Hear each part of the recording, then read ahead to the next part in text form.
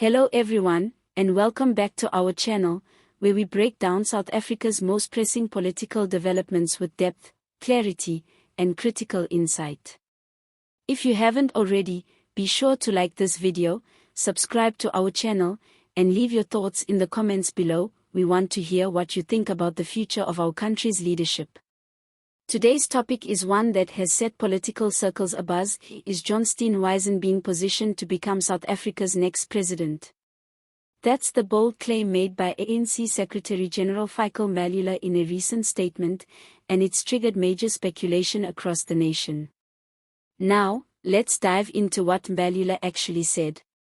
In a video shared by News Live SA on the 30th of April 2025, Mbalula hinted that behind-the-scenes negotiations might already be laying the groundwork for Steenhuisen's potential rise to the presidency. He didn't mince his words. He called the idea realistic, not just hypothetical. This isn't coming out of nowhere. The political climate in South Africa has shifted significantly since the ANC lost its outright majority in the 2024 general election. For the first time in democratic history, the ANC fell below 50%, managing just 40% of the national vote. That forced them into a government of national unity, or GNU, where they partnered with opposition parties, including the DA and smaller outfits. It was a stunning turn of events that redefined coalition politics in the country. And right at the center of that coalition is none other than John Steenhuisen, leader of the Democratic Alliance. Since July 2024, Steenhuisen has been serving as Minister of Agriculture under the GNU.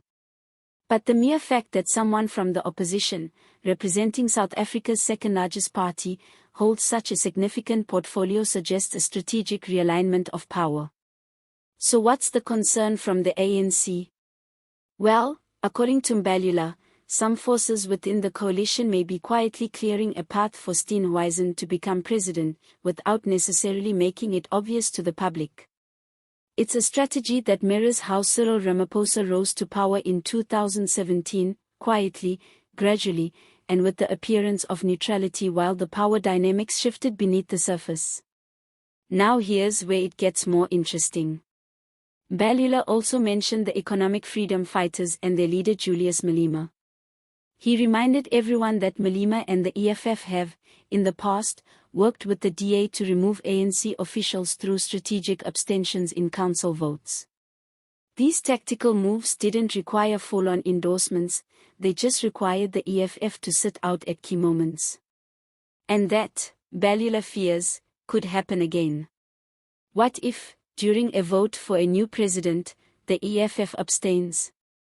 That abstention, combined with DA support and ANC fragmentation, could tip the balance and give Steenhuisen a clear path to the presidency, even if the majority of MPs don't openly back him. And this isn't just paranoia. Julius Malema himself has previously issued warnings that the ANC's handling of governance may hand the presidency to Steenhuisen on a silver platter. In recent posts on X, Malema made it clear that abstentions could be used strategically to allow the DA to rise without directly voting for them. Mbalula's comments seem to echo those warnings, possibly signaling that the ANC is finally taking the threat seriously. Let's talk about Steenhuisen's viability as a presidential figure. The DA has built its brand on governance, economic liberalism, and transparency. But the party still faces major image issues. Despite holding power in the Western Cape and boasting efficient administration there, the DA is often perceived as a party that predominantly represents white, colored, and Indian voters. That's a hard hurdle to clear in a country where the majority is still grappling with the socio-economic effects of apartheid. Critics argue that Steenhuisen lacks the mass appeal needed to unify the country. His leadership, while assertive, doesn't seem to have made deep inroads into black communities, particularly in rural and township areas. Even in cities, DA support tends to be concentrated in middle-class, historically non-black neighborhoods. But in a fragmented parliament, mass appeal may not be the only route to power. What counts now is strategy, negotiation, and coalition building. And on that front, Steenhuisen appears to be gaining ground. He's already secured a key ministerial position, he has the DA firmly behind him, and he may even enjoy quiet support from factions within other parties who see him as a safe alternative to ANC rule. The ANC, meanwhile, finds itself in a tough position. The GNU has diluted its power, forcing it to compromise on key issues. Infighting and leadership fatigue have further weakened its position, and corruption scandals continue to erode public trust. The ANC is no longer the political juggernaut it once was. Could Mbalula's remarks be an attempt to warn ANC supporters and rally them ahead of any future leadership vote? Possibly. But it also reveals internal fears, real fears, that the ANC's hold on the presidency is slipping, and that the opposition is finally learning how to play the long game. We also can't ignore the role of the public in all of this.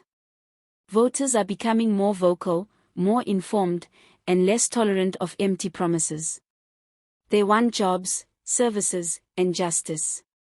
If Steenhuisen can convincingly offer that, even to a small but decisive block of the electorate, his chances could dramatically improve, especially if coalition partners see him as the least divisive choice in a deadlocked parliament. So, what are we really looking at? A possible political shake-up where South Africa's next president isn't from the ANC. A scenario where opposition parties work around each other to unseat the ANC not through street protests or electoral landslides, but through boardroom deals, parliamentary abstentions, and strategic silence. It's a bold new era in South African politics, and it's not without risks. Coalition governments require compromise, but they also expose vulnerabilities. The question is whether the ANC can recalibrate quickly enough to protect its legacy, or if a new era under Steenhuisen is already taking shape behind the scenes. Let us know in the comments what you think. Do you believe John Steenhuisen could really become president? Is the ANC warning us of a possible political ambush, or are they just deflecting from their own internal chaos?